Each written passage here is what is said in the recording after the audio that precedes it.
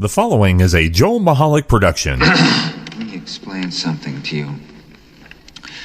Whenever you come in here and interrupt me, you're breaking my concentration. You're distracting me. And it will then take me time to get back to where I was. Understand?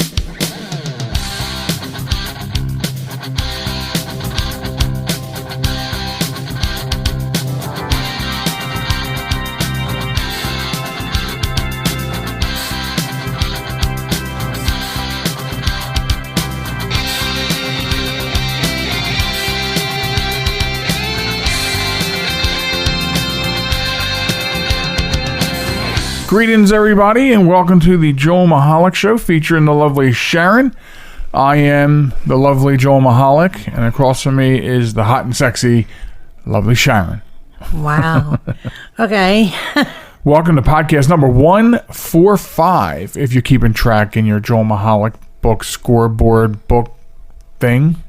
You got all that? No, but if you have the official show book, which we're not selling and it hasn't been created yet, mark down, and this is 145. All right. To get a hold of us on the web, www.jmtalk.net is where you listen, subscribe, and a couple of other things. And you should subscribe. We're available everywhere podcasts are heard. And if the lovely Sharen has her way, she's working pretty heavily on XM radio, but they haven't gotten back to her yet. Yeah. I think we might be too popular for them. Is my thought. That's the only thing I can think of. Yeah. We're available on social media. How do I do this? TikTok and Facebook at JM Talk. Instagram and Twitter. Instagram and Twitter rolls more easily off my tongue as you. Instagram and Twitter at JM Talk Radio. So, there you have it. You can also email the show at joelmichalecradio@gmail.com. So, lovely Sharen. Hi. We all came to a rude awakening yesterday that our little itsy bitsy granddaughter is Oh my God. turning 15. She's not allowed. This is unacceptable. It is unacceptable. It is quite an unpopular opinion in this house. Yes. And probably a little bit in that house. Also being an unpopular opinion. Well, that just means that her mother is old. That too. Yeah, I know.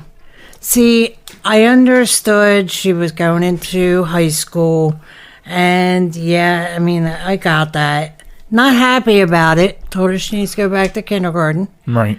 But, yeah. But it blew me away when our other daughter told us she was 15. Right. Like, we knew she was, I mean, in my mind, she was still at least 12. Right. You know what I mean? Yeah. So maybe in terms of that, my time runs at half speed or something, you know? Right. No, she's not allowed to be 15 when she turns that in September. Right. So it's unacceptable. Plus, entering the high school thing is... Yeah, that's not a happy thing for me.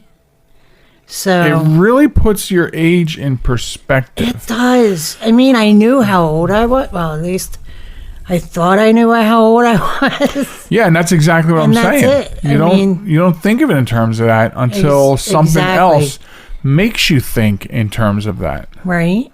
And that's mind blowing, earth shattering. Yeah, earth shaking. She was just 17, knee high to a grasshopper. She was just knee high to a grasshopper. Yeah. So I know. Yeah. And of course, Facebook with their Facebook memories keeps reminding me of all the pictures that we took of her.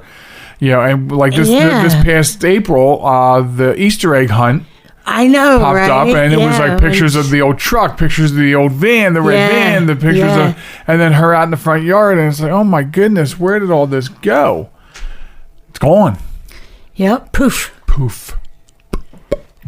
Poof. Okay. Yeah, I don't get it. I don't like it. Right. I understand. I do. No, you don't. I do understand, and I do agree with you about what that means in age for her mother, because I like to always remind her mother how old I was when she considered me to be old. Yeah. So there we are. She's beyond that. Way. So anyway, yeah. So reality checking in this week, and maybe because of the things we're going through, it puts it in perspective more. Do you think, or do you think it's just that without anything else? Because there's a lot of other things going on right now that can put some things in perspective for you. Maybe like COVID. Oh. You know what I mean? Like everything going on around us. You know what I mean? Yeah, but I don't think that they're. You don't think that you don't think it's a contributing factor to? No. So. No, I'm sick and tired of people blaming COVID for everything. COVID is to blame for everything. It's not. Your inadequacies cannot be blamed on COVID. Later on the podcast, we will look at where did the flu go. Yeah. So anyway, so that popped up. That popped up this week, and so let's see how things go. Young adulthood. When does young adulthood hit? I don't know. Who knows anymore? Yeah. Who knows? So, yeah, I also, so moving on from that, watched the Eagles game this week. You did too. You were there. No. So here we go. You know, football starts, which means, you know, we're going to have to, we become slight rivals. Only slight. Because one of us believes in the team and the other one doesn't. But anyway. One of us believes in our team and the other one doesn't. During a commercial break, watching like the different sponsors, the official sponsors of the Philadelphia Eagles, and you know why this struck a chord with me. One of those official sponsors was Wawa. Mm-hmm. And I think you and I can agree that, and again, we do like Wawa. The fact that we've been constantly complaining about them is not, you know, a shirk on Wawa's still a great place. Yeah. You know? But they're having some trouble. COVID. I know you don't want to hear, don't blame it on COVID, but they are.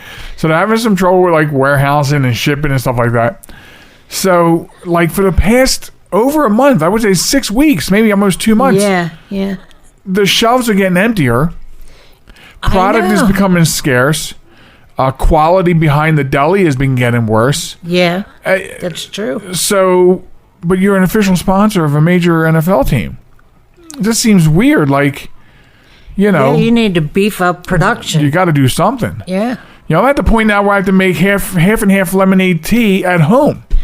Right. Instead of buying theirs. In fact, apropos of nothing at all, let me take a drink. Of his nasty half and half. But I've had to go back to drinking the regular diet tea because there's usually 1 or 2 bottles of that in stock when we go in there. And it's funny because you're like, ew, it tastes like piss water. It does. It tastes like pond scum water. Ew. Yeah, it looks. You know, and it's because I have this taste for the half and half. You know what I mean? Yeah. So I'm back to this, and it tastes like somebody, like, you know, just took a bucket full of Lum's Pond water. Lum's Pond is a state park around our house, and strained it through a strainer into a thing and put a Wawa iced tea label on it, diet iced tea. So it's been double filtered because it's diet. Oh, okay, I get you. But honestly, to be very honest with you, the taste buds are picking it back up again a little bit. So it is the taste of it being their tea is coming back. I went so long without drinking the regular tea that I lost the taste associated with it. So it just tasted like nothing. Right. Which is terrible. I just don't understand how hard it is. You're producing iced tea. You're producing lemonade. Right. Why can't you produce iced tea lemonade? Probably the part of the staff that probably has COVID running through it is probably the people that mix the two together. That mix the two together in a new jug, top it off with a little urine, and bottle it up. Ew. Yeah. Ew. I just don't get it. I really don't. And I'm tired of hearing that COVID's the reason. Been hearing it for over a year now. I know. So. Well, you know why you've been hearing it for over a year? Because of COVID. All right. Yes, that was a fake laugh. We could tell. So, okay, anyway, let's move on to a piece of, well, we always like to find some interesting, crazy, weird news, just like our Wombat of the Week, which comes up later on. But we want to talk about cars spinning out of control after a truck spills 500 gallons of chicken fat. Ew. Like, first of all, why are we transporting chicken fat? I don't know. Is that a thing somewhere? Apparently. I'm asking you because you like to cook. Yeah, but doesn't mean I know what the hell they're doing. Drivers in New Albany, Mississippi encountered an unusual hazard on a highway recently. Chicken fat. The slippery substance sent cars spinning out of control, even causing an accident at one point. Fortunately, no one was hurt, so you don't have to feel bad about laughing about the whole thing. Police were called to the scene of an accident that turned out to be anything but your average crash. Authorities noticed the road where the accident happened appeared wet, but initially weren't sure what the liquid was. Upon further inspection and a call, they found out that it was chicken fat from a biodiesel plant. See, I knew biodiesel exhaust smelled like French fries.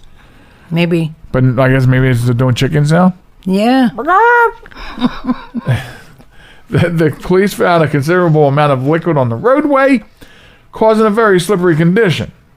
Look how long this story is over chicken fat. Wow.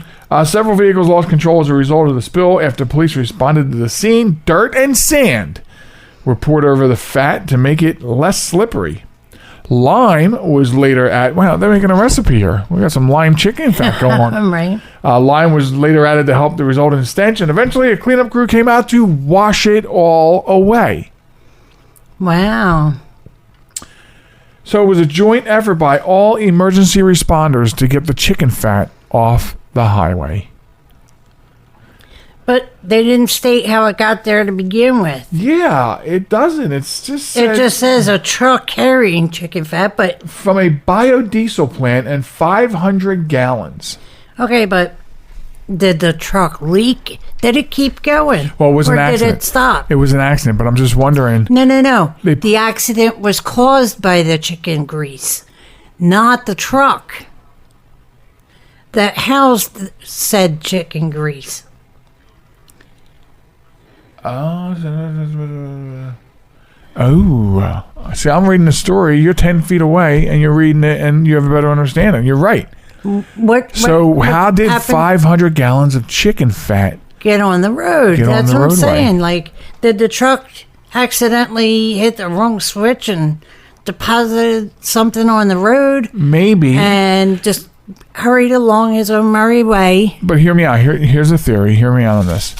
So one theory could be that there were 500 chickens exercising on the highway burning fat. Wow. And each of them burned 1 gallon of fat. And There you go. They did it in the morning before rush hour, so there weren't a lot of cars on the highway. They got their exercise done, vacated the highway, back off to the side of the road, leaving their chicken fat behind that they burned off. Okay. Yeah. You're just effing crazy. I'm theorizing here. Let me put this theory in place. But you're right, it doesn't. It just says an accident was caused by it. Right. However, they learned the trail of extreme from a Okay, so they're saying it was a plant somehow from a local biodiesel plant. It got onto the highway again. So how did it leave the plant and happen upon the highway? See, Right. we have to know these things. That's what I'm... We're sitting around because of COVID. We need to know. Especially like you and I are watching so much investigative television. I'm ready to put my hand on a stack of Bibles and swear to tell the truth, the whole truth, and nothing but the truth. So help you God. So, that is odd. A whole new dynamic on the story. How the hell did this chicken fat get on the highway? Can you imagine the flies and bugs and stuff attracted to that? Like chicken fat. Right? That's gross. That's why I only eat white meat. I don't want all that chicken fat. Look what it does when it gets on the highway, let alone into my body. Well. Seriously. So anyway, yeah. There's that. I don't have anything else to say about that. That probably won't even wind up on our Facebook. Okay, so where are we at with time here? I'm having a very difficult time today with time. Why? Because I am. It's because I was outside. It was so hot, even though it's not as hot as it's been. Another heat wave here and gone. Do you think we'll have another one this year? Yeah. You do? Why? I don't know. Because of COVID? Probably. Everything seems to be blamed on that. It was, okay, so we just finished a heat wave, and it was only like in the high 70s, but it was, I noticed when I was outside doing the outside stuff, it was a very hot sun, though. Yeah. A very hot sun, and again, I didn't wear a hat, so it was penetrating me, and I think I have some brain damage now. Some drain damage? Some drain damage, yeah. Wow. Because it was very hot, and I keep my hair short. In fact, it was hot right here, like right there. Wow. Did I get sunburn? Ow. I just poked my eye into the microphone. Do I have sunburn or not up here? No. All right. To wear a hat in the studio. Alrighty then. So, it's just been one of those kinds of days, hasn't it? It has. It has, because I had to be up so late. Coming up later on in the program, we have a interesting Wombat of the week, and it's a cat story, actually, believe it or not. A cat story, yeah. It's a cute cat story. Oh yeah. Yeah. So Alrighty. We'll talk about that. That's coming up in the next segment, and then of course later on in the show, third segment, it's all me and them out there in podcast land. Oh. Because you leave. You leave me all the time. Right. All the time. I do. Well, you kicked me out. I don't necessarily kick you out. But anyway, so that's all coming up. So I'm going to ask everybody to stay right there while Excuse me. we take a break so she can drink something and stop toffing. That's what we say to Molly. Stop toffing. Are you toffing, Molly? Molly, stop toffing. We'll be right back after this, folks. Stay right there. This is New York's Super Oldie Station, 920 WON, The Apple, Brooklyn, New York. So I use my computer every day. I'm not even sure how I get along without it. But I wasn't prepared for a virus. A Trojan, they called it. One night I'm cruising along, and the next night I can't do anything. I was afraid it was going to cost me a fortune. Boy, was I surprised. They had me back up and run the same day I called them. I really like PC Tech Rescue, and you know what? My wallet likes them too. Are you troubled by computer problems? PC Tech Rescue should be your very next call.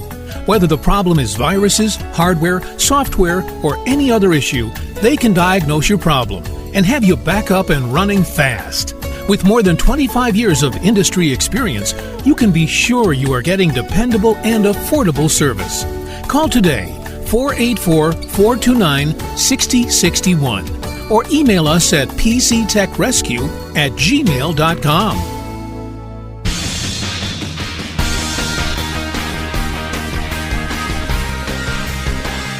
Welcome back to the program, folks. The Joel Michalec Show featuring the lovely Sharen, and in this segment also featuring the security Molly. She's come down to protect us in the studio. Yes. Actually, she came down to bitch because we were not upstairs.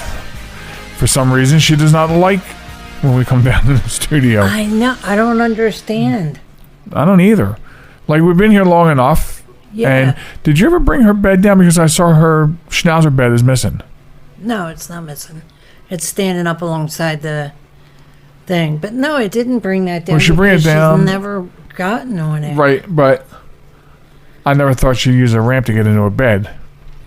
Yeah, well, you have a point there. It might just set the tone that says, Mommy's down here. Over here is this nice, comfortable, plush bed. Lay down, bitch. Oh. It might just set a tone. I don't know. It might. Hey, you never know. You never know. So, anyway, so it's interesting because we try to get our content from so many different sources. Yes. And so anyway, so we do have something interesting that you found. Yes. And this is something for fans of, and I'm not a fan of SNL anymore, but there are still a lot of people that watch it. Yeah. And I mean, was there ever a point in time for you where you watched it every single week? I wasn't allowed to watch it when it first came out. Oh, that was mandatory watching in my house. Yeah, but it came on so late. Yeah, 11:30 on Saturdays. Yeah. I wasn't allowed to be up that late. I had to go to bed at 9. On a Saturday? 10 on a Saturday. Man, when I was 8, I was up to like 3 in the morning on a Saturday smoking cigarettes. Well, I don't know what to tell you there, Bronco, but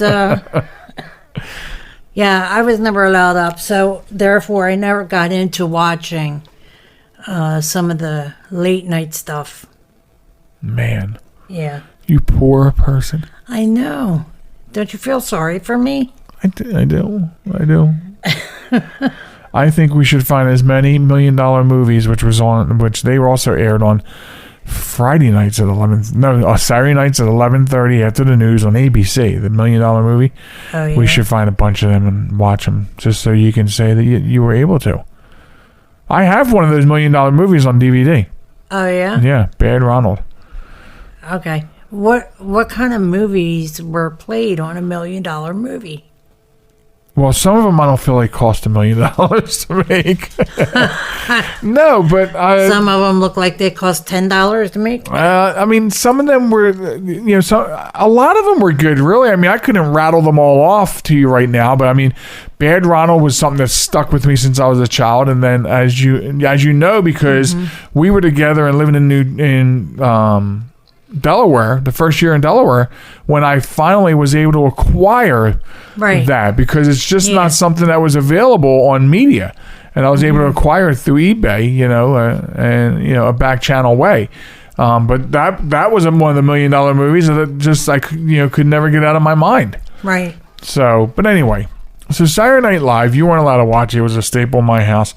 But over the years, there's been some situations. Over to you for the story, Sharen. Okay. Now I feel pressured. Well, no pressure. Hurry up. It was hurry up. It was listed as a story that flashes by on MSN. Some guests that were banned from SNL. And what I don't understand is when they book a guest, they know what they stand for, especially a band. And know how they are. Especially a band. Especially a band. And it's amazing to me how many bands on this list that were banned. I get it. Wow. Right? But, yeah, so I know Cypress Hill was one of them. Yeah. Was that for foul language? It might have been. Oh, I thought... Another one was because they burned a flag on the stage. American flag. I would ban you too from my show if you burn it. Well, yeah. I mean, I'm not saying these aren't understandable.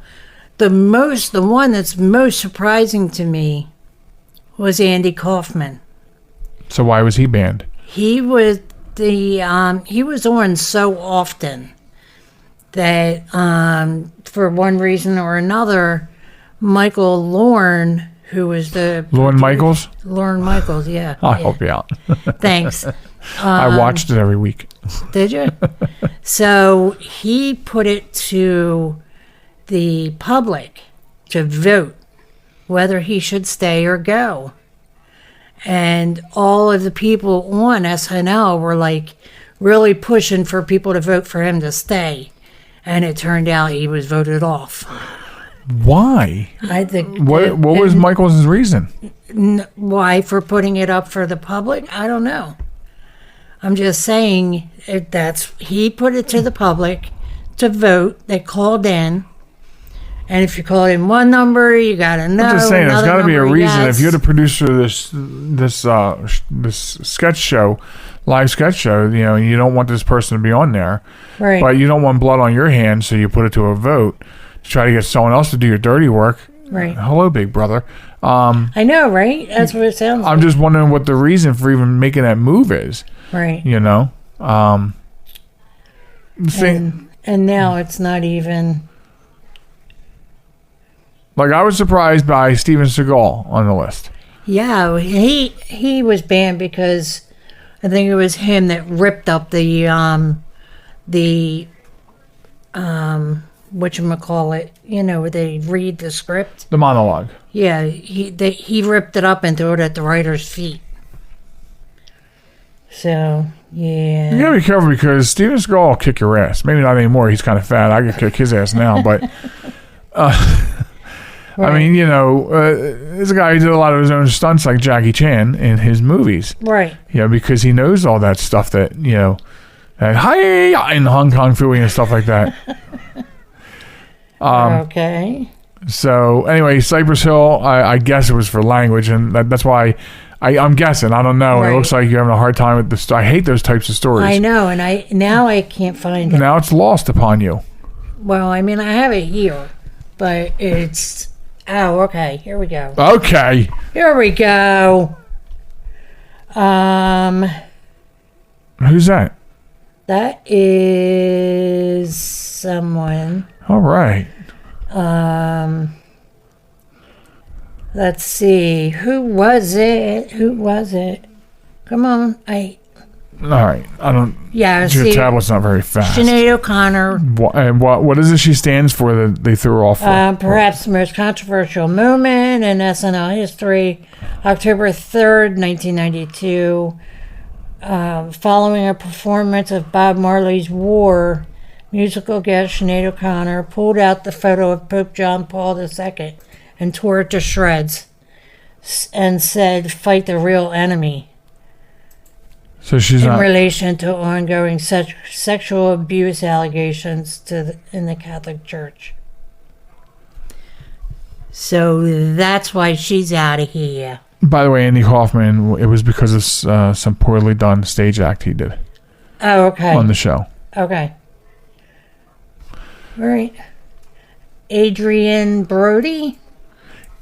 Really? Yeah, because he was... Tell me that, because there's nothing wrong with that guy. He ad-libbed an introduction for Jamaican artist Sean Paul while wearing dreadlocks and speaking in a faux Jamaican accent. Producer Lorne Michaels brought the hammer down on Brody, banning him over the unplanned racist joke. Really? It was so it was... He felt that it was a racist joke. But how was Adrian Brody presented? He was the one in dreads and... I know, I understand that. Did he mean it as a slur against... No, it doesn't say. It doesn't say that? No. Lorne Michaels didn't give him the option to... He said, nope, you're out of here. Well, I mean, I guess when it's your show, I guess you can do whatever you want. I guess. Ban anyone you want. But, you keep banning people. At some point, you don't have... anybody to go. Right, because... And not just those people, but those people... Obviously, many of those people we talked about have influential friends in the business who may be like, oh, wait, no. I don't, when they get the call, no, I don't want to be on your show. Rage Against the Machine is another one. Well... And that's for burning a flag. They can... Yeah, I mean, you can ban Rage Against the Machine. I don't listen to them anyway. Right, exactly. They make me rage against my machines when I listen to them. Martin Lawrence.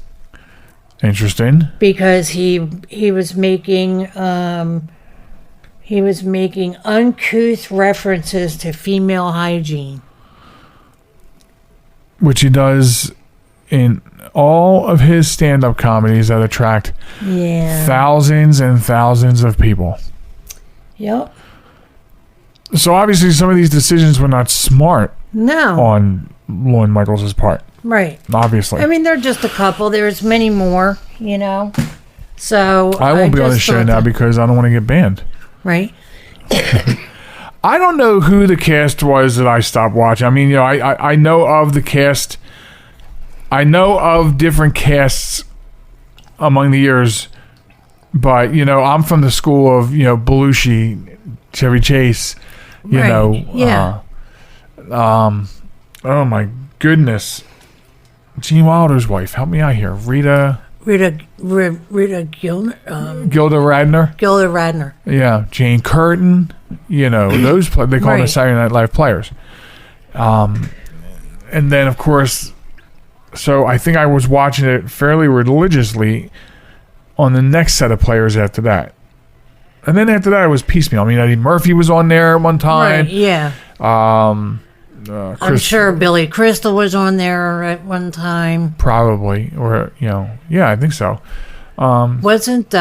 Chris Farley was on there. David Spade was on there. Yeah. Wasn't... Amy Poehler. Robin Williams on there? Maybe as a guest. Yeah. Maybe. Yeah. Maybe. I don't even know that. Oh, okay. I don't even know that. But... I mean, but it just goes to show you, like, when one person has the power to make or break someone's being able to be on that show, you know what I mean? Yeah, and I guess in some respects that's supposed to be pretty good on your resume to have been on that show or whatever. I don't know. Certainly it launched some people's careers. Yeah, obviously absolutely. The whole first squad went on to be very successful. Yes. So, anyway, Wombat of the Week time. If you have a Wombat of the Week, all you need to do is send us a picture of the hero Captain verified link to a verified news story of stupid people doing stupid things. And obviously, if you're sending us a link, it's in the paper. Send it to us at joelmichalecradio@gmail.com or across the Facebook lines at JM Talk. So that's how you do that and get it in the running. Right now from Kenosha, Wisconsin, a woman using a gun's laser sight to play with a cat shoots her friend. What? Yes. Criminal complaint charging a 19-year-old woman with negligent use of a weapon said she was visiting a Kenosha apartment on Tuesday afternoon where a 21-year-old man had brought a handgun. The woman, who a witness said had been drinking, picked up the handgun, turned on the laser sight, and was pointing it at the floor to get the cat to chase it when the gun went off. The man, who was standing in the doorway, was shot in the thigh. According to authorities, he left and went into another apartment where police found him responding to a 911 call. A tourniquet was applied to his leg. Whoa, my microphone is leaving the building without me. A tourniquet was applied to his leg to stop the bleeding before he was taken to a hospital, and there's no word on his condition, but authorities said he was facing charges for violating bond conditions that prevented him from having a weapon. The woman told police she thought the magazine was removed from the gun and said it accidentally went off, according to the complaint. Wow. Now, I believe her complaint, because a laser on a handgun is turned on by slight pressure of the trigger. Really? Slight pressure. I said pressure.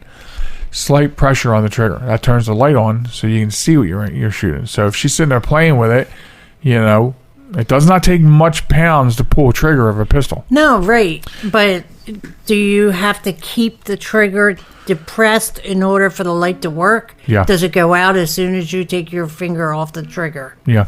Oh, okay. Yep. All right. See, I don't know much about handguns. Anybody that knows me, I don't mind handguns. I like handguns. I just, I've never fired one myself, but I would if I had to. Well, so getting to the point. She didn't have to, but she did. Right.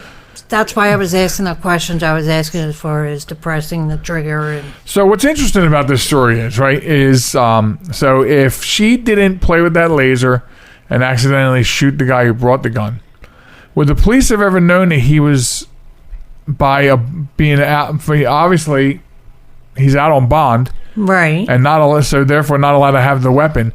These are the stories where I go. You know, like here in Delaware, we can open carry, but I choose not to unless I'm at home or around home. Right. Because of the inconvenience of people that don't know any better getting scared and saying, calling the police, and then I'm wasting the police time while they check me out to see that I'm okay to carry it openly, right, and all that. So instead of going through that, I don't. But then I'm also I see stories like this, and I say that's great because they got someone.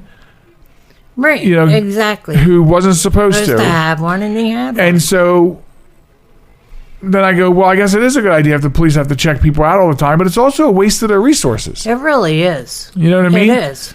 So, but this knucklehead, wasn't supposed to have one. He has one. And because this lady was playing around with it, the police find out that someone's out there with a handgun and is not supposed to have a handgun. Right. And why was it laying on the table? Right. Just chilling out. Right. Relaxing, Anyway. all cool, and all shooting some b-ball outside of the school with a Wow. couple of guys who were up That to no reminds good. me. I don't want Started making trouble in my neighborhood. I'm going to move back here with the computer because that reminds me of something. I think I can bring it up pretty quick. What? I just don't. I want to make sure I'm not getting from the thing. I had found this video I meant to send you on TikTok, and I didn't get to send it to you yet. Or did I not like it so I can send it? Uh-oh. SpaghettiOs. Bum, bum, bum. SpaghettiOs. That's all right. I should be able to get into it pretty quick. Let me go over here. Over to here. So if you send it via text, you'll hear my text thing go. No, not sending it to you via text. Well, if you're sending me a TikTok, yes, you are. Hold on, will ya? And what's the time on the clock? 17 minutes. I got time. I only need a second. Why is my phone not even behaving down here? That's just Because you need it to behave. Exactly, right? So there was this video. Now I showed you that one. And not that one. You know about that one. So there's this rubber chicken on TikTok. And this rubber chicken is pretty talented. Of course, I can't find the one I was looking to show you. And it was what you just sang. Oh. That's crazy because that was perfect. It was just perfect. It was Fresh Prince. Yeah. Totally gone. Oh wait, here it is.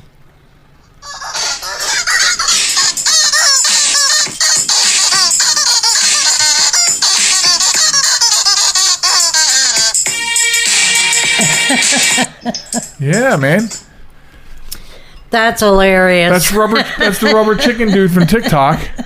This guy's pretty talented because he's squeezing on this rubber chicken I know. to all the words. He's done that one. He did Queen. He did Nirvana. Yeah.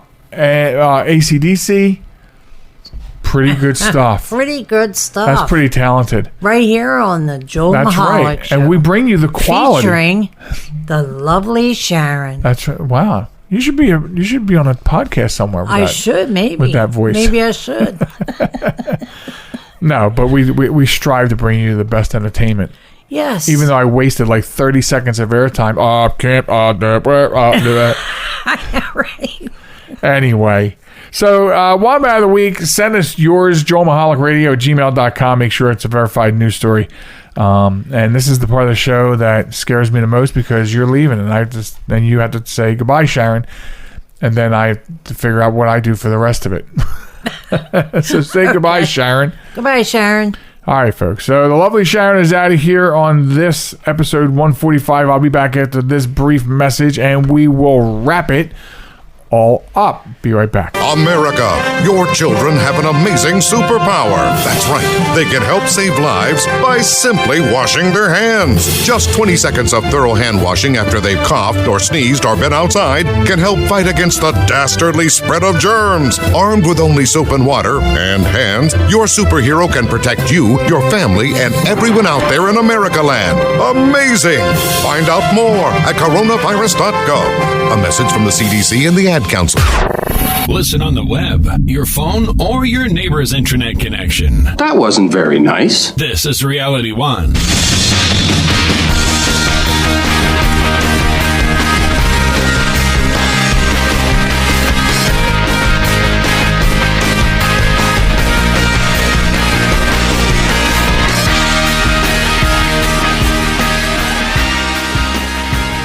Welcome back, folks, to the Joel Michalec Show featuring the lovely Sharen. And right now, it's Joel Michalec and it's you. And we'll go through a couple of last things that we have reserved for this part of the show. And one of them is, I can't believe this. Wait till you hear this, folks. David Michalec, the co-founder of the fact-checking website Snopes, long presented himself as the arbiter of truth online, a bulwark in the fight against rumors and fake news. But a BuzzFeed news investigation has recently found out that between 2015 and 2019, Michalec wrote and published dozens of articles containing material plagiarized from news outlets such as The Guardian and the LA Times.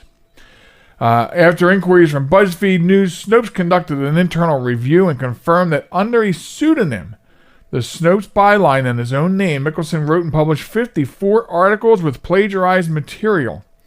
These articles included such topics as same-sex marriage licenses and the death of musician David Bowie. So, and because of this, the VP of Editorial Managing Editor of Snopes, Doreen Masciani, suspended Michalec from editorial duties pending a comprehensive internal investigation. So the co-founder, 50% shareholder of Snopes.com, plagiarizing articles. Can you believe such a thing would happen on Snopes.com? Because Snopes.com is supposed to be the end all. And I've had some concerns over some of the things that I've read over the years from there. Who hasn't? You know? And they do pose themselves as being the end all truth to anything. They debunked anything, and they've been accused of being a very liberal organization over the past 12 years or thereabouts. So this is very, very interesting. Now, the Snopes says that their internal research so far has found a total of 54 stories that Michalec published that used appropriated material.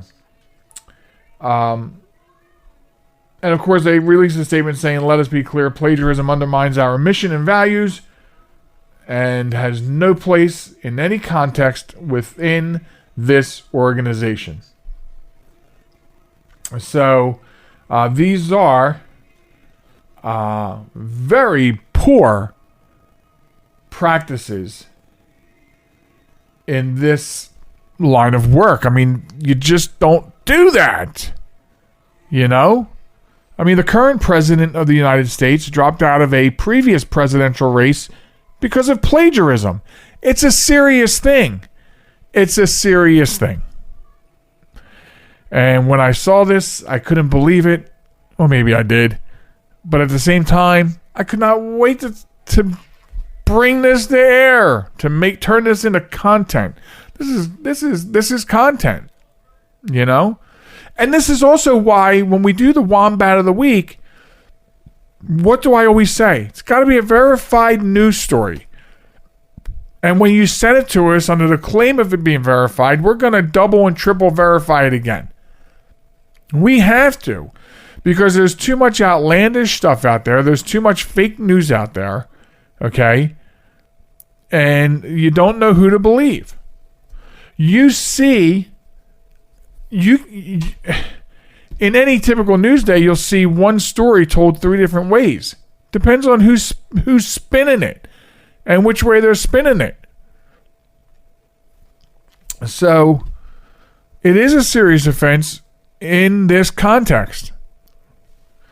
But Michalec said, "There's no excuse for my serious lapses in judgment," and I'm sorry. Lapses in judgment? 54 times so far? I don't know. But I thought that was interesting and wanted to share that. So, but anyway, another thing I found interesting is, and as I said in the last segment, we talked about we look everywhere to bring content to the show. We like to keep it light. We like to keep it interesting. And sometimes, we do have to put a serious spin on things, or, something like that. And so we do that sometimes. And so we talked about how it's interesting where some of the things come from that we talk about, because we really search. And in doing a search of, the Facebook saves, I'm always saving stuff. And a lot of them are recipes, because I want to eat this stuff and I want to cook it and eat it. And so a lot of my Facebook saves are recipes that we've tried, or we changed up a little bit when we tried it, and we report back to friends on Facebook and say, hey, look what we created, But one of the things that I was going back and back because I found myself clearing saves that I didn't need anymore. So I was going scrolling, keeping all the food recipes, a couple of the jokes that I saved, the memes, and I was getting rid of old news links and things that we talked about on the show. I didn't need them anymore. And I ran across something. I know we talked about it on the show, even if it was briefly. But it's one of those things that made me go, wow. And I want to revisit it, I want to revisit it because this goes back to February of 2020. Now, this is when we knew that China was dealing with this virus, but it had not really hit home here. Okay? But it was about to. Like, we were on the cusp of it. You could reach out and touch the cusp of the coronavirus pandemic here in this country. And this story came out, okay, a press release by the Border Patrol, okay. A suitcase was found from somebody coming in from China, okay. China currently, at the time of the story, currently dealing with the coronavirus and has struggled in the past with the bird flu pandemic. U.S. Customs and Border Patrol agents intercepted a package at Dulles International Airport in Virginia filled with small, dead birds. Okay? According to officials, the traveler arrived on a flight from Beijing on 27th of January, and his final destination was a residence in Prince George County, Maryland. He had during a baggage explanation, he had packages marked cat food and dog food that he said was cat food. The package contained a bunch of unknown small birds, about 2.5 to 3.5 inches in length. So, first of all, this is a banned substance coming across our borders. You do not bring livestock or dead stock in from other countries. You just don't do it. The pictures are disgusting. So these birds, the dead birds, as I said, they're prohibited from importation into the United States, as unprocessed birds pose a potentially significant disease threat to our nation's poultry industries, and more alarmingly to our citizens, as potential vectors of avian influenza. Okay, this according to Casey Durst, Director of Field Operations for CPB's Baltimore Field Office. Customs and Border Patrol Protection Agriculture Specialists continue to exercise extraordinarily vigilance every day in their fight to protect our nation's agricultural and economic prosperity from invasive pets and animal diseases. And what was crazy about seeing this story is that we talked about it before COVID was a thing here. And it's just amazing that literally a couple of weeks before things went south here, one random luggage inspection, turned this up. And you know what that makes me think of right now? Amidst everything we've gone through, did someone else with a suitcase come in with stuff that didn't get pulled for random? Is that possible? That is what's freaky about this. And that's what's freaky about the fact that I'm going through my saves and this just pops up. I'm going through to delete saved links. And then I stumble upon a link that talks about this. Mere weeks before we have been cast into this hell. And it's something that makes you think to yourself, You remember that song from what were they called? CC Factory or something? Oh man, I used to be a DJ. I can't think of it, but it was called Things That Make You Go, the title of a song. So, interesting stuff. One other interesting thing about COVID, I mean, we might as well be, it's been in and out of the entire podcast, but, last week it was reported by NBC News, 3 first responders in Florida die of COVID within 3 days of each other as Florida grapples with the new surge. Okay? So, 3 people, a firefighter, a sheriff's deputy, and a police officer, all died within 3 days of one another. And it was because of COVID. And what's interesting is, the interesting thing I want to talk about with this is that a sheriff of nearby Volusia County sent condolences, Mike Chitwood, and he said in a tweet that over 300 law enforcement officers have died because of COVID-19, making it, quote, by far the biggest single cause of line of duty death, end quote. Interesting. They're now saying that so we know there have been a lot of people that died from COVID-19, and I guess, so what they're saying is if you separate the law enforcement officers, the first responders, from that number, and you say to yourself, wow, the number of police officers who have died from COVID-19 now surpasses line of duty murder, being murdered, accidents, things like that. That's really scary. And now there's another thing about this headline, and it's about Florida. Florida's having a really tough time with the Delta variant. And so the thing I want to say about that, and I don't know if there's a real neutral way, because if you know me, I like to be neutral. So I don't know if there's a neutral way to put this. Because before I started looking at the stories about how bad things are in Florida, I saw like these news clips of DeSantis, saying negative things about the government, and you do your job and I'll do mine, and I'm not going to let you enforce this and that. And I'm paraphrasing. And at first I'm like, wow, listen to him. He really cares about his people. And he probably does care about his people in Florida. But Florida does, I've come to learn, have a really serious problem. A workmate of mine, okay, who had been vaccinated fully and had now spent almost 2 weeks out because he tested positive for COVID. Now, his symptoms were very light, so he did not have a hard time of it. But and I talked to him and I said, do you know how you got it? And he said, yeah, I got it at home. I said, what do you mean you got it at home? And he said that his wife and daughter went on a trip to Florida for, it was, I forget if it was a cheerleader event, a dance event, something, some sort of like event. And 20 of them went to Florida on this trip. 20. Of the 20 that came back, 11 of them, including his wife and his daughter, vaccinated, had COVID. So he got COVID by association. 11 of the 20.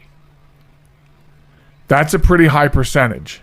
And then I look at this story, and not so much the story as what Mike Chitwood says, and the fact that he apparently he looked up because he tweeted it out, and you look at that, and then you have a different perspective. And we have friends and relatives in Florida, a lot of relatives in Florida. And so this puts this in a new light, and you think to yourself, wow, I hope everybody's being safe and doing it. And it's not that we didn't believe. We know. And Sharen and I, we take precautions. We know it's out there. And some states are in more peril than others. And there's proof that in these areas where it's worse, there is a higher population of unvaccinated people. And we've never been the one to stand here and say, get vaccinated. I mean, there's plenty of people out there demanding that you get vaccinated. You do what you want to do, But, you might not be looking at all the facts, or if you are looking at all the facts, you're not believing all the facts. Okay? And also, to the people that go on TikTok and Facebook and promote this as not being a cure, it's not a cure. No vaccine is a cure. Okay? It is a method of defense. Okay? You get a flu shot, you still get the flu. I got the flu 2 years in a row after getting the flu shot. You know what I mean? So the flu vaccine doesn't say you're not going to get the flu vaccine, but it certainly lessens it. And that's all they're saying this is. So I'm still there saying make your own choices. Absolutely. Absolutely. I'm telling you that.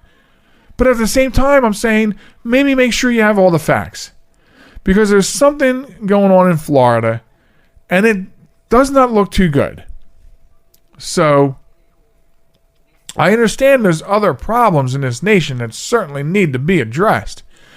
But I think one of the things that you need to look at is making sure you are making your people safe. If you have a problem with new variants in your state, I think you have to look at that from every angle, and this really put some light on it, and I just wanted to bring that up because I think facts are good and good to know, and this really just put a different twist on that. You know what I mean? Just a little different twist on what I've been seeing and wanting to believe, not wanting to believe. But the difference between the real news of what's going on in Florida and what you're seeing on different pieces of media, quite a difference. Quite a difference. So, and that's why we tell everybody every week, be safe. Sure, it can be a general term, but when I say be safe, be good out there. Be safe. Take whatever measures you have to be safe. If you want to be an anti-masker and an anti-vaxxer, that's great. That's great. But I think there's more truth than hype to the fact that if you're not vaccinated, that is a bigger part of the problem than what people might have originally thought, and a bigger part of the problem than many people on social media will scream at you about. So, anyway, that's going to bring us to a screeching halt of the show. And I want to thank everybody for tuning in this week to the podcast. Remember to stop by www.jmtalk.net and subscribe to the podcast. Never miss an episode. Visit us on social media, TikTok and Facebook at JM Talk. Instagram and Twitter would be at JM Talk Radio. Also send us a line at joelmahalicradio@gmail.com. So, be safe, everybody. And we'll catch you next time on the Joel Michalec Show featuring the lovely Sharen. Goodbye, all.